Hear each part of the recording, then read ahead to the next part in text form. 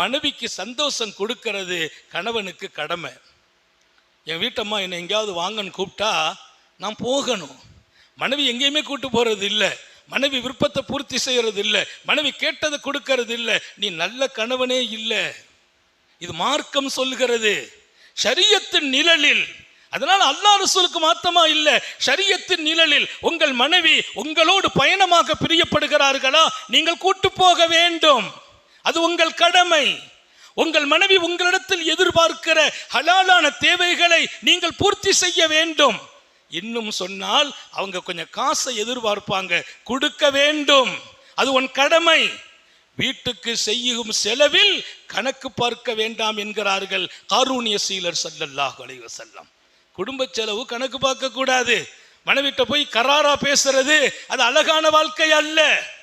குடும்ப செலவில் விசாலமாக நடங்கள், அல்லாஹ் உங்களோடு விசாலமாக நடப்பான். அன்பிகி லா துஹுசி ஃபயுஹ்சில்லாஹு அலைக். நபி பெருமானார் ஸல்லல்லாஹு அலைஹி வஸல்லம் அஸ்மா ரலியல்லாஹு அன்ஹாட்ட சொல்றாங்க, அஸ்மா நீ செலவு செய்யுமா, கணக்கு பார்க்காம செலவு செய், கணக்கு பார்க்காம செலவு செய். ஏன் தெரியுமா, அல்லாவும் கணக்கு பார்க்காமல் கொடுப்பான்.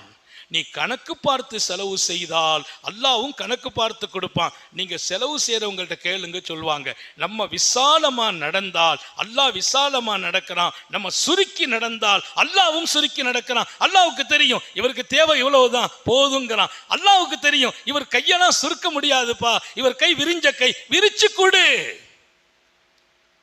இன்னும் ஒரு விஷயத்தை சொல்வார்கள் நபிகள் நாயகம், வயது முதிர்கிற போது நம்ம பிள்ளைங்கள் எல்லாம் தனித்தனியா போயிடுறாங்க, அவங்க வாழ்க்கை. இப்போ எனக்கு என்னுடைய இன்பம் என் துன்பம் அனைத்திலும் என் மனைவி நிற்க வேண்டும், என் மனைவியின் இன்பம் துன்பம் அனைத்திலும் நான் நிற்க வேண்டும். ரசூலுல்லாஹி ஸல்லல்லாஹு அலைஹி வஸல்லம் சொல்லுவாங்க, ஆயிஷா ஆயிஷா சக்கராத்து எவ்வளவு கஷ்டம், சக்கராத்து எவ்வளவு கஷ்டம், மௌத்து படுக்க அது வேதனை அதிகமா இருக்கும்.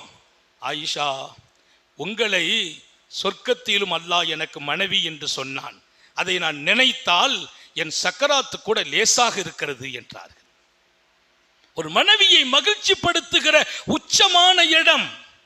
பெருமானார் ஒரு நல்ல நேர்மை மிக்க மனிதர்.